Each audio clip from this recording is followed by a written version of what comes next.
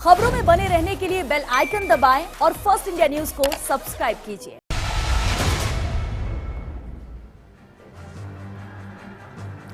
नमस्कार, स्वागत है आपका बिग फाइट लाइव में। आपके साथ मैं हूं श्वेता मिश्रा। सड़क पर किसानों का आंदोलन भारी है। बैठक से सुलह निकले ये इंतजार जारी है। जी हां, दिल्ली बॉर्डर पर किसानों के आंदोलन का आज 8वां दिन है। सरकार और किसानों के बीच आज 7.5 घंटे चली वार्ता भी बेनतीजा रही। दिल्ली के विज्ञान भवन में सरकार और 41 किसान संगठनों के प्रतिनिधियों के बीच मैराथन बैठक तो हुई, लेकिन सुलह की राह तैयार नहीं हुई। किसान अपनी मांगों पर इस कदर अड़े हैं कि सरकार की ओर से परोसा गया दिन का खाना तक ठुकरा दिया और आंदोलन स्थल से आया खाना ही खाया। वहीं कृषि मंत्री नरेंद्र तोमर ने कहा कि एमएसपी थी, एमएसपी है और हमेशा जारी रहेगी। कुछ मुद्दों को लेकर किसानों की चिंता बरकरार है, लेकिन सरकार की मंशा साफ है कि नए कानून में किसान को सुरक्षा मिले। इसके लिए हम व्यापारियों का पंजीकरण सुनिश्चित करेंगे और किसानों की शंका का निवारण करेंगे।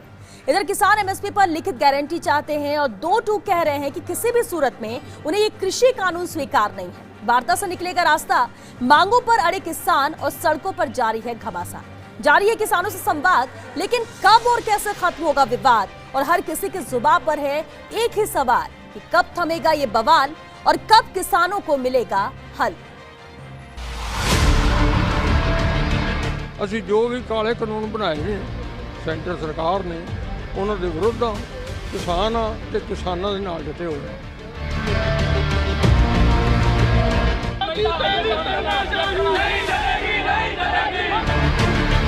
अब रोड जाम किया, आपके सामने किया, देखो ना, आपको भी दिखाई दे रहा। गाड़ी लगाई है रोड पर, किसके कहने से लगाई? पुलिस वाले कहने से। कैसे? ये पुलिस वाले खड़ी जोड़ी से डंडा मार मार के गाड़ी लगवा रहे हैं। क्या कहते हैं? गाड़ी लगाओ, यहाँ जाम करो।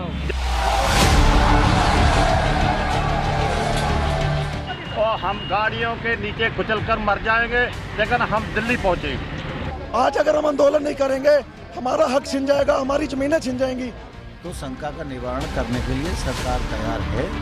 एमएसपी के मामले में लोग शंका की दृष्टि से देखते हैं, लेकिन मैं फिर यह कहना चाहता हूं कि एमएसपी चल रही थी, एमएसपी चल रही है, आने वाले कल में भी चलती रहेगी। इसकी आश्वस्ति भी हम किसान भाइयों को दिलाएंगे।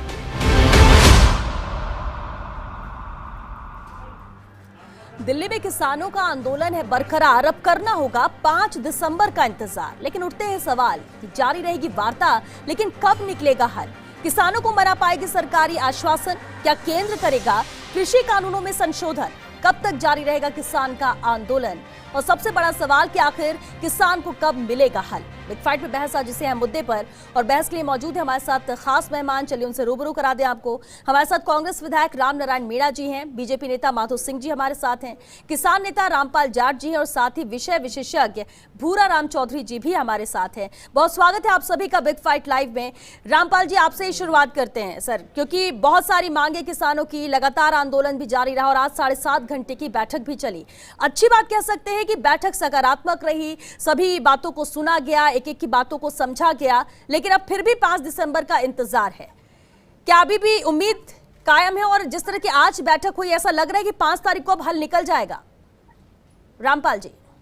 श्वेता जी, ये सब सरकार की नीयत पर निर्भर करता है। इस आंदोलन को चलाना या खत्म करना, ये जैसा सरकार चाहेगी वैसा ही होगा। यदि सरकार चाहेगी कि आंदोलन हो तो आंदोलन होगा, सरकार चाहेगी कि आंदोलन खत्म हो तो आंदोलन खत्म होगा। समस्या क्या है? अभी सरकार ने इन तीनों कानूनों को अपनी नाक का बाल बना लिया, और इसलिए बना लिया, जो इन्होंने इसका प्रस्तावना लिखा है, जो उन्होंने व्यक्त किया है अपने वक्तव्यों में, उन्होंने कहा ये विदेशी निवेश लाने के लिए, विदेशी निवेशकों को आकर्षित करने के लिए ये कानून लाए गए हैं। इसलिए हमारे माननीय प्रधानमंत्री जी का जो एक स्टेटमेंट छपा इंग्लिश अखबार में, वो बोल रहे हैं कि भाई अमेरिका वालों, अब तो निवेश करो, हमने जैसा आप चाहते थे सारे सुधार कर दिए और खेती के क्षेत्र को भी आपके लिए खोल दिया, अब तो आओ। तो इनकी प्रतिबद्धता हो गई उन लोगों के प्रति जिनका इस देश से कोई हितों से लेना देना नहीं है। इस कारण से ये ऐसी अंतहीन अंधेरी गुफा में जा फंसे जहां से इनको लगता है हम निकले तो कैसे निकले। रामपाल जी, तो लेकिन इन्होंने- किसी और को फायदा दिलाने के लिए अन्नदाता से अन्याय तो नहीं करेगी केंद्र सरकार।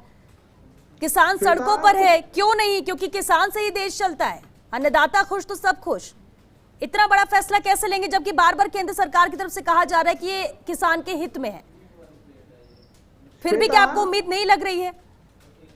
श्वेता जी, हित और अनहित ये तो पशु भी पहचानता है कि हमारा हित किसमें है, हमारा हित किसमें नहीं है। किसान तो बुद्धिमान मनुष्य है, बिना बुद्धि के खेती नहीं होती है।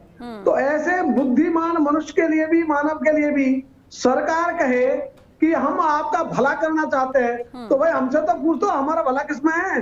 तो आप बिना हमसे पूछे, बिना हमारे ऊपर जो चर्चा किए, बिना देश में चर्चा ठीक है, किए, ये कानून हमारे बना हुए दिया। भले के नाम पर ये तलवार क्यों लटका रहे हो? इस कारण से।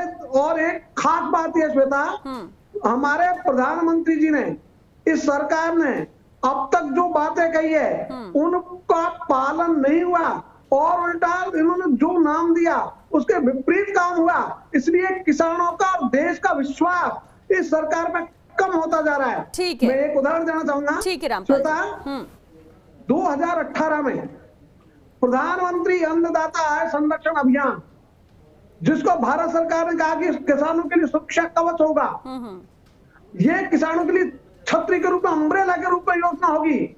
और उसमें इन्होंने प्रावधान क्या किए कि 100 में से 25% ही तेलहन और दलहन की उपजें खरीदी जाएगी। उससे ज्यादा के खरीद पर प्रतिबंध लगा दिया। तो 75% कृषि उपजों को न्यूनतम समर्थन मूल्य की परिधि से बाहर कर दिया। अब ये आय का संरक्षण है या आय पे कुल्हाड़ी चलाना है?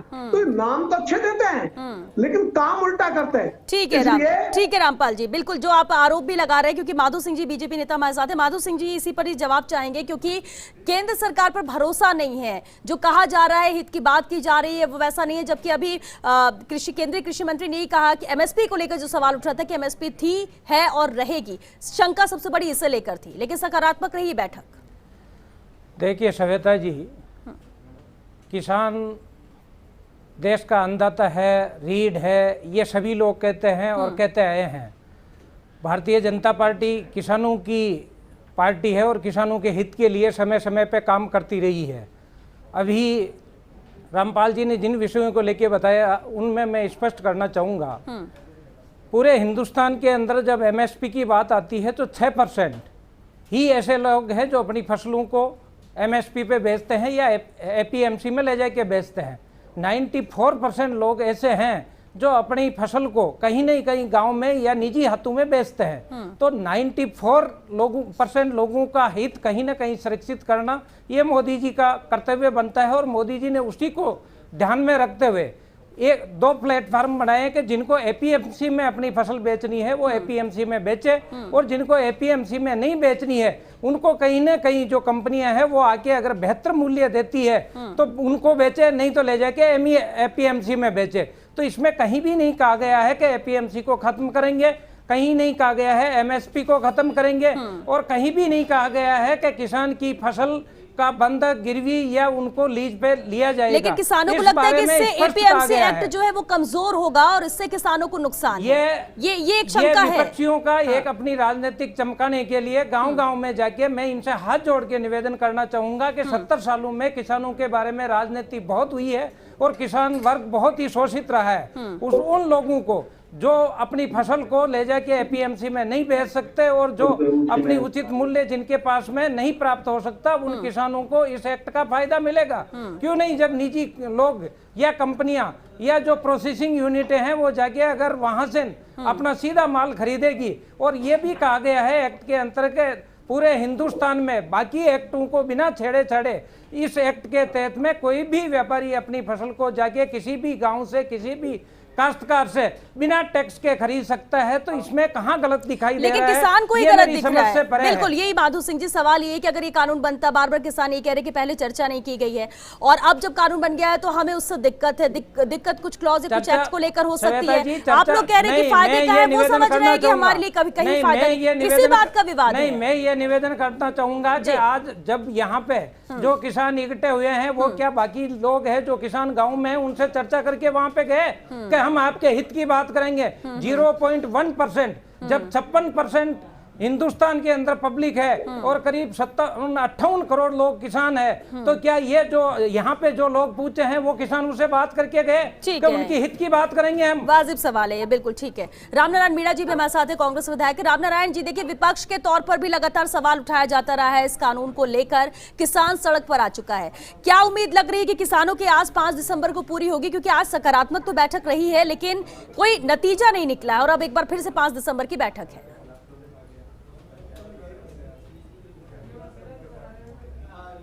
श्वेता जी, मेरे सामने के साथी ने कूली का पांपरा ठोका नहीं ठोका, मैंने कूली हाँ की है।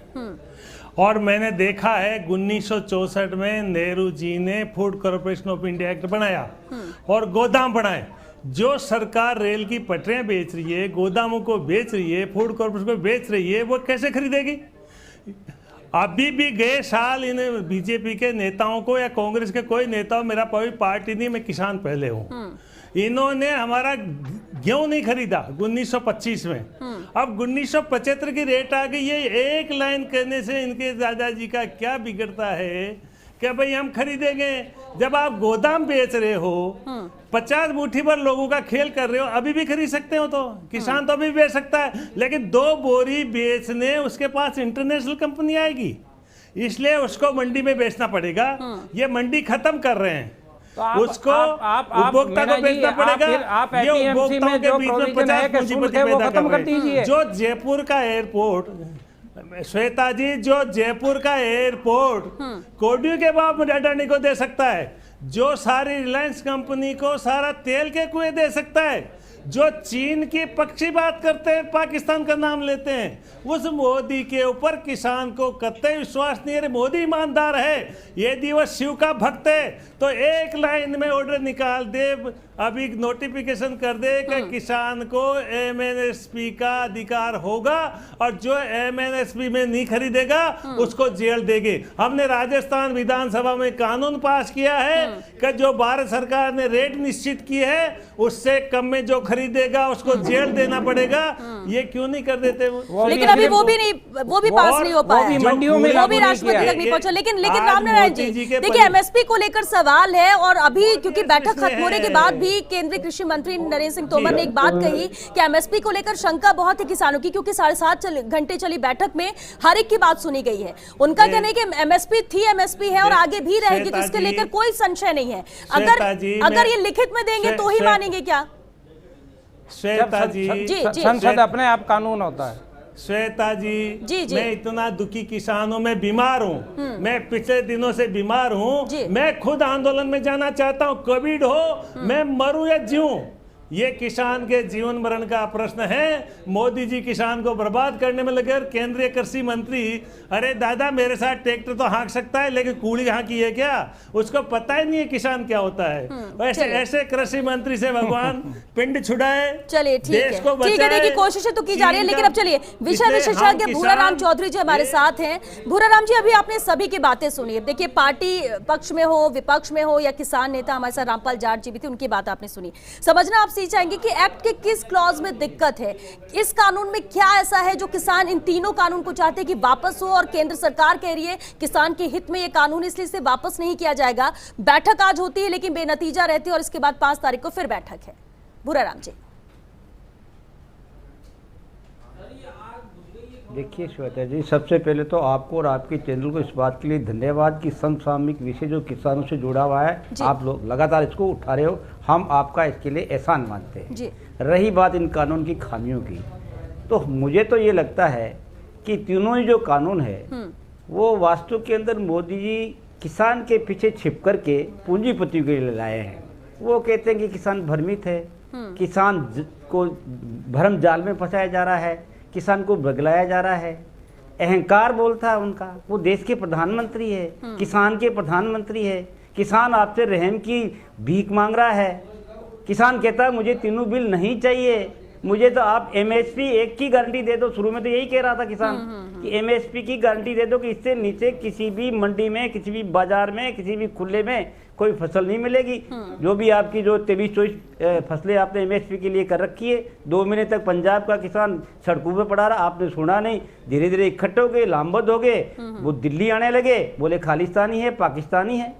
हरियाणा के किसान पंजाब के किसान है, दिल्ली यूपी के जुड़े तो बोले और कौन है। आज महाराष्ट्र, मध्य प्रदेश, मणिपुर, मेघालय, उत्तराखंड, उत्तर प्रदेश, सारे किसान दिल्ली के अंदर आ रहे हैं। तो हमारा जो किसान भाई है वो तो ये चाहते हैं कि भाई आप धक्के से क्यों हमारे को ये 3 कानून देना चाह रहे हो। अभी जैसे माधव सिंह जी साहब ने कहा कि भाई 94% जो है वो तो जाते ही नहीं है मंडियों में बेचने के लिए। अरे भाई जिसके पास कपड़े होगा वही तो धोएगा ना। 94% तो बेचारे हमारे हिंदुस्तान के अंदर लघु और सीमांत लघु किसान है, उनके तो खाने वाले दाने भी नहीं होते हैं। और आपको सैल्यूट करना चाहिए पंजाब और हरियाणा और वेस्टर्न उत्तर प्रदेश के किसान को, जो 6% जिनको आप मानते हो पूरे देश का पेट भरता है, उनके प्रति क्यों नहीं सहानुभूति रखते हो आप एक झटके के अंदर एमएसपी डिक्लेयर कर देते। आपने नहीं करी, अब उन्होंने 10 मांगी और जोड़ दी। आज महाराष्ट्र के किसान आ गए वहां से, वो कहते हैं कि हमारा साहब कपास की बात करो। खरगोई के मंडी के किसान आ गए, वो कहते हैं हमारी कपास की बात करो। मध्य प्रदेश के किसान आ गए कि हमारी सब्जी की बात करो। नागपुर के किसान उस साइड के आगे, वो कहते हैं हमारी प्याज की बात करो। आप चूंकि आप जानबूझ के बढ़ा रहे हो, आप अभी भी उनको कहते हो कि जाल भ्रमित हो गए, बरगलाया जा रहा है किसान को।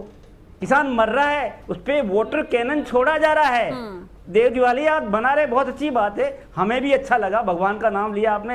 बट जिस मुद्रा में आपका अहंकार झलक रहा था, एक प्राचीर पर खड़े खड़े जिस तरह से आप इस तरह से मतलब जो है वो भूराराम जी यानी आप ये मानते हैं कि किसान जो कह रहा है, भूराराम जी, किसान की जो मांग है वो जायज है, वो सही है, ये आंदोलन सही है और बैठक में माननी चाहिए बात, ये याचक है जी। यस जी।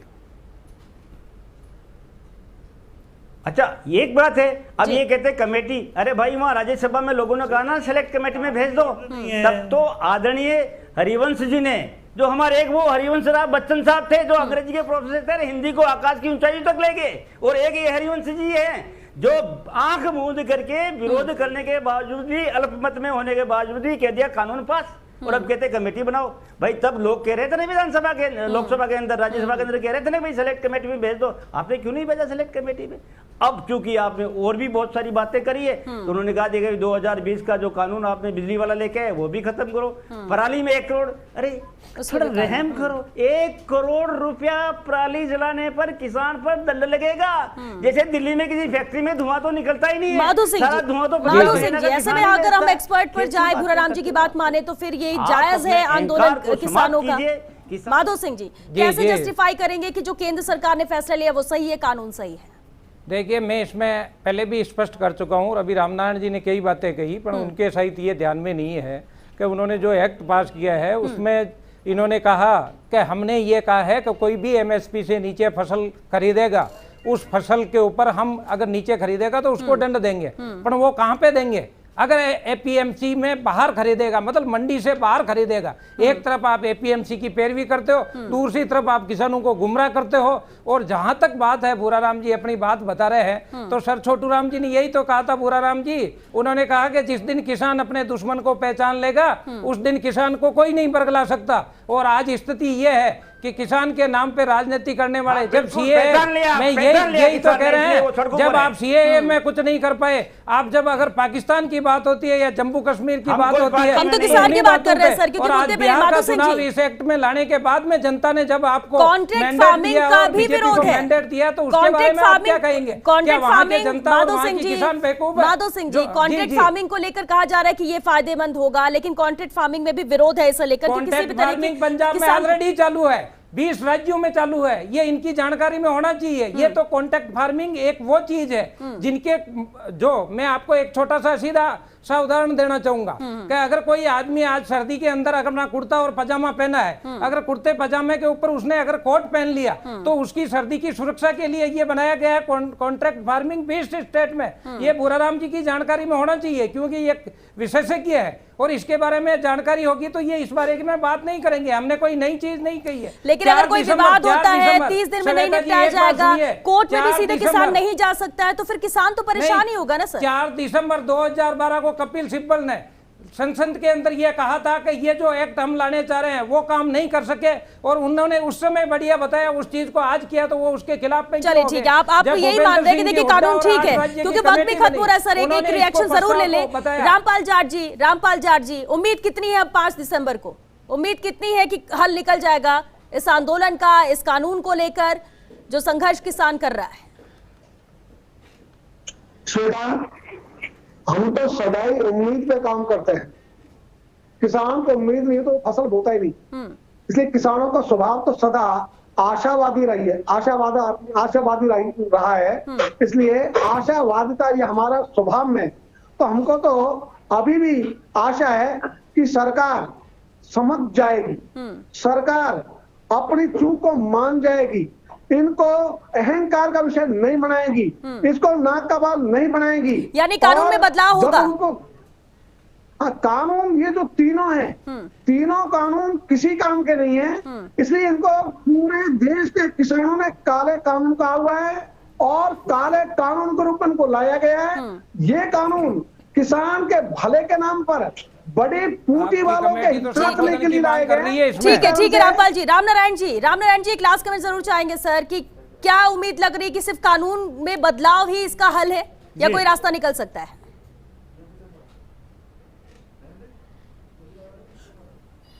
देखिए श्वेता जी, या तो किसान की बात करना बंद करे, नहीं तो जो इन्होंने आदेश निकाला है कि ये मिनिमम सपोर्ट प्राइस है, उसका ऑर्डर तो निकालना है कि एक दाना खरीदा जाएगा। किसान इतना सा चाहता है, किसान कुछ नहीं चाहता, यानी लिखित में दे दिया जाए। बिल्कुल ठीक है सर। भूराराम चौधरी जी एक last comment sir, last comment. 5 तारीख को कितनी उम्मीद? बिल्कुल। इस वक्त कृषि मंत्री क्या कुछ कह रहे हैं, केंद्रीय कृषि मंत्री नरेंद्र सिंह तोमर, उन्हें सुनते हैं। कर लेगा, लेकिन एक्ट को अगर आप देखेंगे तो एक्ट में किसान को पूरी तरह सुरक्षा दी गई है। किसान की भूमि के साथ कोई भी करार नहीं हो सकता, कोई लिखा पढ़ी, कोई लीज डीड कुछ भी नहीं हो सकता। ये प्रावधान ही कानून में रखा है और किसान के खिलाफ अभी कभी न्यायालय का निर्णय भी जाता है तो भी किसान की भूमि के विरुद्ध कोई वसूली का आदेश एसडीएम न्यायालय नहीं दे सकता। ये भी सुरक्षा हम लोगों ने उसमें प्रदान की है। लेकिन फिर भी इन सब लोगों को लगता है कि भाई भूमि का मामला कुछ हो सकता है, तो निश्चित रूप से हम उसको और स्पष्ट करने की कोशिश करेंगे जिससे किसानों के मन में ये भ्रांति एकदम दूर हो सके। पराली के लिए जो ऑर्डिनेंस का विषय है वो भी उन्होंने उठाया और विद्युत से संबंधित जो एक्ट लाने की बातचीत है उस विषय को भी उन्होंने उठाया। तो सरकार इन पर भी पूरी तरह ओपन है। एमएसपी के बारे में उन सब लोगों का मत था, तो हम लोगों ने कहा है कि न्यूनतम पर खरीद होती रहेगी।